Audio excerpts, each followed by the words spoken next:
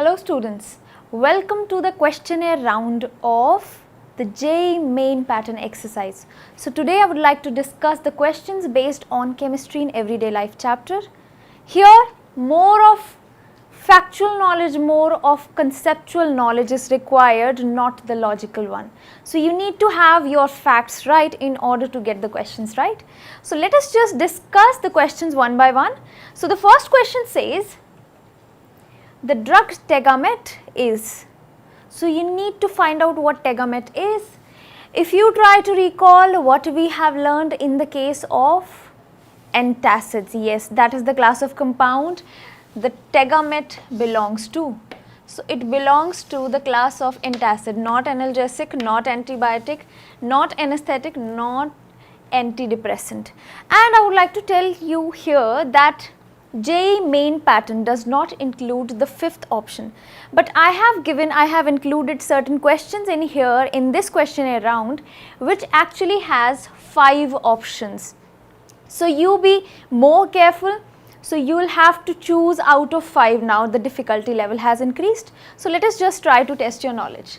So the drug tegamet is an antacid. So that is the actually common name for the medicine. What is it actually? Tegamet is actually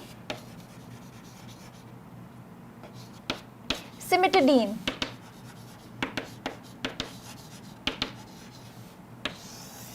So that is what tegamet is. I hope everybody is clear with the concept. Now, let's move on to the next question. What do we have here? Now it says, which of the following is not an antacid? So I need to have the one which is not. So be very careful while reading the question. Not an antacid. That means we already have done that cimetidine is an antacid. If you look over here, aluminium hydroxide, and try to recall the concept of antacids. Antacids are actually the drugs which are necessary whenever we have got acid production, more of acid production in our stomachs during the digestion process. So that could hurt our stomach. In order to neutralize that acid, we can use weak bases as the neutralization chemical. So in that category, I can also apply aluminium hydroxide for that use. So aluminium hydroxide is a weak base, it can be used as an antacid. So that is also not the case. Now comes the ranitidine. What is ranitidine? It is very widely used, or we can say a revolutionary antacid that was made. So again, ranitidine is also an antacid, not our option. We are left with is phenelzine, which is not an antacid, and that is our answer. What is phenelzine actually? If you are able to recall it, phenelzine is also known as Nardil. It is a kind of a tranquilizer. So that is tranquilizer, or I can say it is antidepressant. So what is the formula for it? Phenelzine is like this.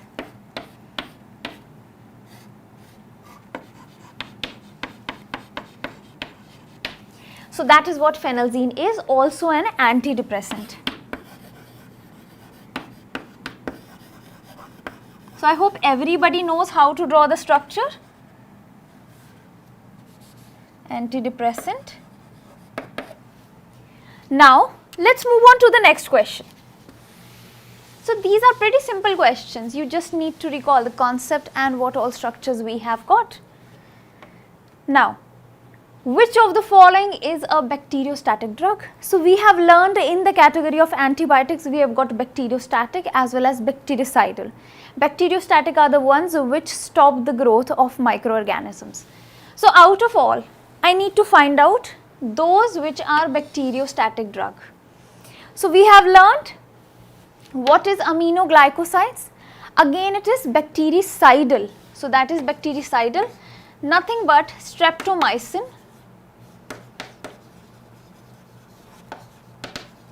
in the case of penicillin G, so it is a worldwide used antibiotic, also bactericidal. So included under the category of bactericidal,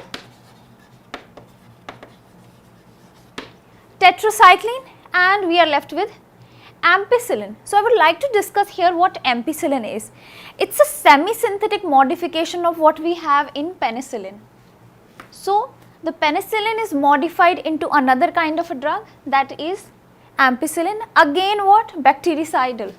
So that is also bactericidal. So I hope everybody has got the answer, that is tetracycline. Here in this case it stops the growth of microorganisms.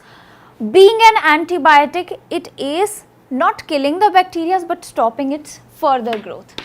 So I hope that is very well clear to you and you have got the right option. Now let's move on to the next very question. What do I have?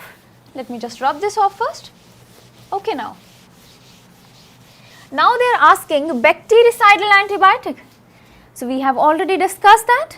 Let us just mark out our correct option. So I need to have the bactericidal antibiotic. One is ofloxacin, erythromycin, chloramphenicol, tetracycline. So we have already done. Tetracycline comes under the category of bacteriostatic. So that is bacteriostatic. Now comes the chloramphenicol, very popular medicine, very popular antibiotic. Why? Because it's a broad spectrum antibiotic. It covers a range of microorganisms. It kills a range of microorganisms. So that is what? It is not killing but stopping. Again it is bacteriostatic. What comes next? Erythromycin. Again a bacteriostatic. Now we are left with is ofloxacin. I hope everybody is clear with the concept. This is bactericidal. And in the case of some kind of infections, or you can say broad range of infections, ofloxacin is always preferred. You might have observed a doctor prescribing you oflox, something kind of a medicine that is nothing but containing the drug ofloxacin. I hope everybody is clear with that. So let us just draw the structure of ofloxacin. Ofloxacin. The structure is somewhat like this.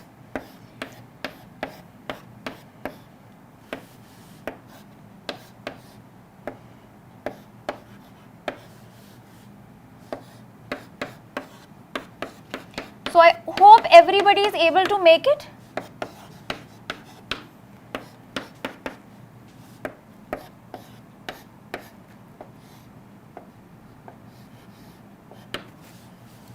And yet it is remaining.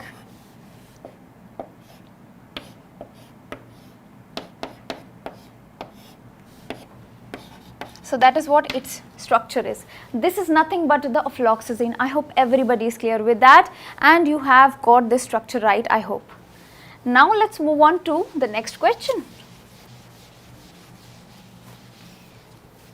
So the next question says tincture of iodine is. So it's a very important question, you can say, because tincture of iodine is most prominently used. What kind of drug is that? That is antiseptic. So it is a powerful antiseptic. So as the name suggests, it contains iodine. So each and every option is actually having iodine in it. But what is the specification for the formation of tincture of iodine? I hope you all know the specifications. It is 2 to 3% I2 solution in C2H5OH, that is the alcohol, and water. So that is what the specification in the case of tincture of iodine is, and it's a very popular antiseptic. Where is it used? It is used to clean the wounds. So it is used to clean the wounds.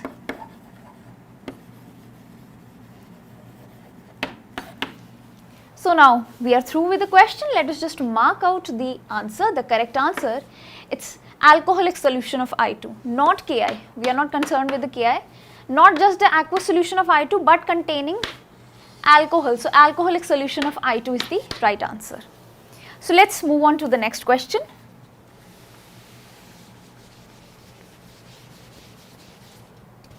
So the next question says, artificial sweetener which is stable under the cold conditions.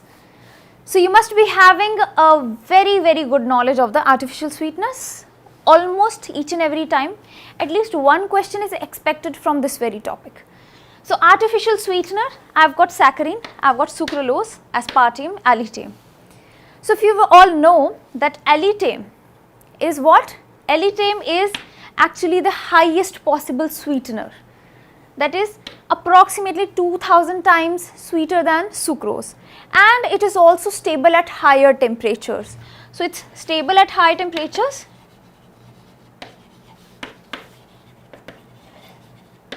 So that is stable at high temperatures. Also what? Aspartame, sucralose and saccharin. So we all know what saccharin is. Saccharin is actually 550 times sweeter than sucrose, and it is most prominently used, but it again sustains temperature. If I talk about sucralose, sucralose again it sustains temperature. It is mostly used for the baking purposes, for the cooking or baking purposes. So these options are not included, but aspartame. Aspartame is most prominently used. If you have recalled the concept, aspartame, the most prominent use, the most important use of aspartame is in the cold drinks, because at higher temperature it gets decomposed, so it cannot be used in baking or cooking purposes. So basically aspartame is not stable at high temperatures. That means what? It is not good for baking or cooking.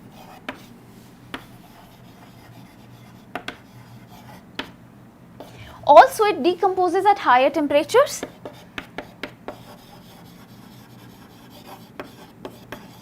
So it is used in cold drinks.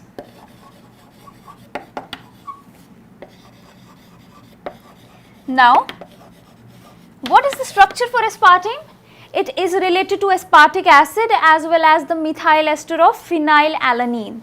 So what we have got in the case of aspartame,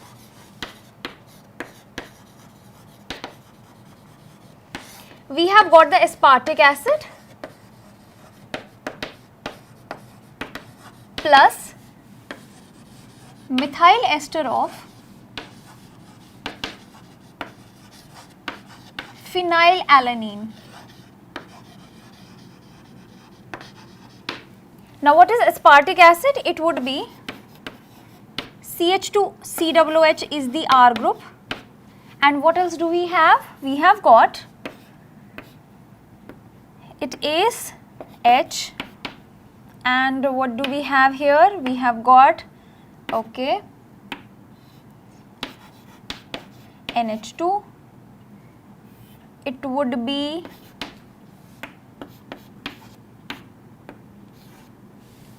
okay. Now comes up what? The phenylalanine part. So it would be NH separated by a carbon, the phenyl group attached, and I need to make the methyl ester, that means COOCH3. So that is the compound we need. This is aspartame, and it is stable only at lower temperatures, that is used in the cold drinks. So I hope everybody is clear with the fact. Now let's move on to the next question. What do I have next? Salts of sorbic acid and propionic acid, completely a factual question. So salts of sorbic and propionic acid, are they used as antioxidants, flavoring agents? Again 5 options here: food preservatives, nutritional supplement and detergents. So if you try to recall all the kinds of salts, so those are actually just as what we discussed as the table salt. So table salt is used as a preservative. Sugar can be used as a preservative. These are the natural preservatives. class 1 type. But if I talk about the class 2 types, I get sorbic acid and propionic acid as my food preservatives. So these are actually the food preservatives, and what do they do is, it's a completely factual question, they inhibit the growth of microorganisms.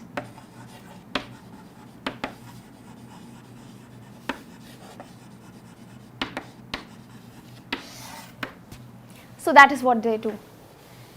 Now let's move on to the next question.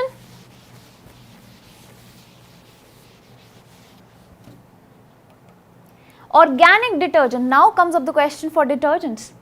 Organic detergent that is used in hair conditioners. So as we have read already in the section of detergents, those detergents which are slightly expensive, they have got germicidal properties. I hope you all are able to recall it. What is it?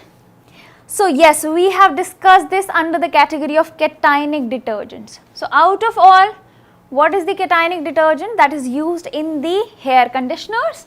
It is cetyl trimethyl ammonium bromide. So that is the cationic detergent that we have discussed.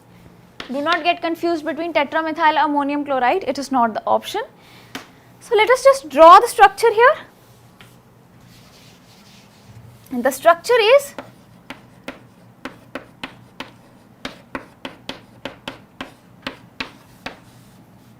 it would be a nitrogen here. So it would be a nitrogen attached with 3 methyls and a counter ion, that is bromide here in this case. So this is the cationic part is the bigger one, that means it is cationic detergent. So that is cationic detergent.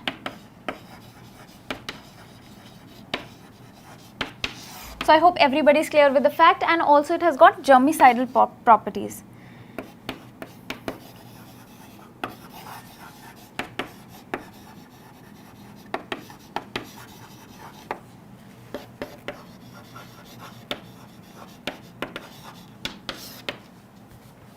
I hope everybody has copied it down. Now let's move on to the second last question, that what we have here. Which of the following is an anionic detergent? Now comes up the turn of anionic detergent. So what is an anionic detergent? Having the anion part that is bigger. So over here in this case we take up the lauryl alcohol. So what is the lauryl alcohol? It is this. And what do? Is we firstly sulfonate it.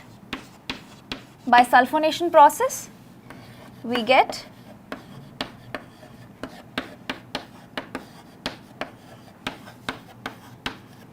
and then we try to make it a salt and convert it into what? By making it react with a base, we try to convert it into a salt, that is an anionic detergent.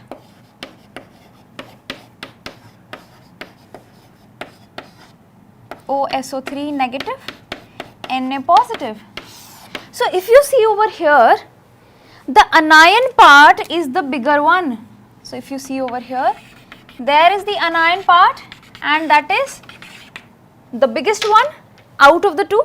That means this is nothing but the anionic detergent. So that is anionic detergent.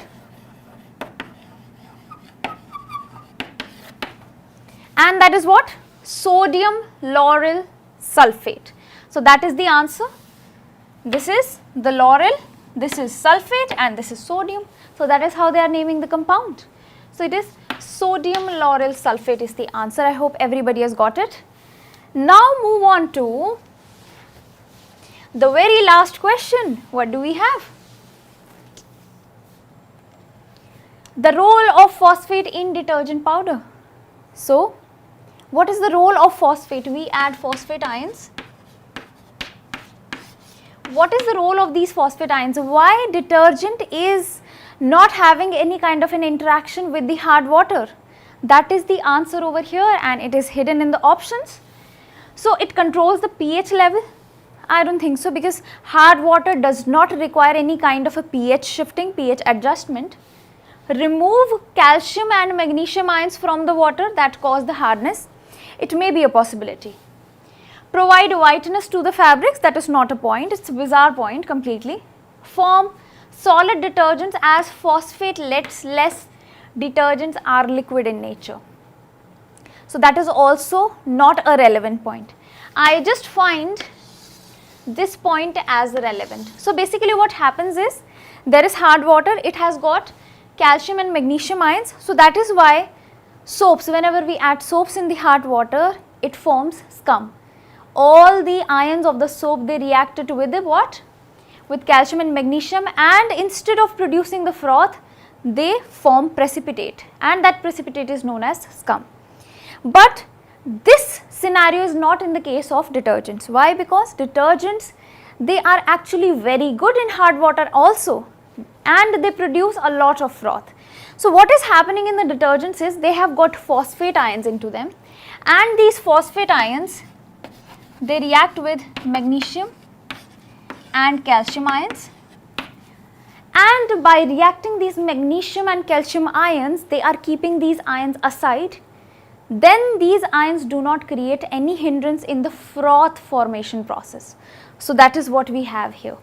So I hope everybody is clear with the concept. There is the reaction of the phosphate with these ions, resulting in no hindrance in the froth formation process, or we can say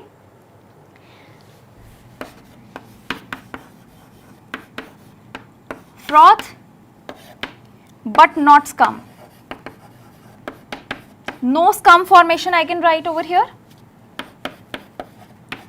No scum formation due to this very reaction. This is the reaction that is happening in the case of detergents. That is why the detergents are also good in case of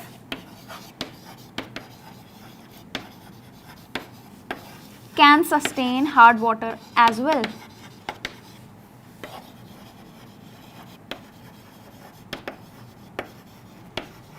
I hope everybody is clear with the concept. Now I would like to ask you a question. So just take out your pens if you haven't, and a paper. You need to actually write down the structural formula for cimetidine. What is cimetidine? We have just discussed. That is a ranitidine. Sorry, that is just like a ranitidine, it is antacid. So what is the structure for cimetidine or tegamet that we have discussed? So the structure is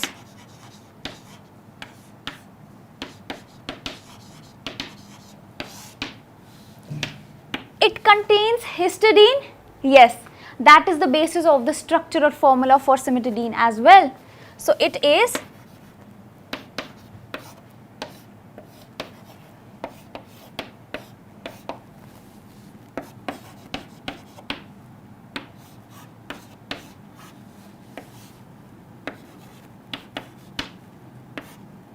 that is how we are going to make cimetidine or tegamet.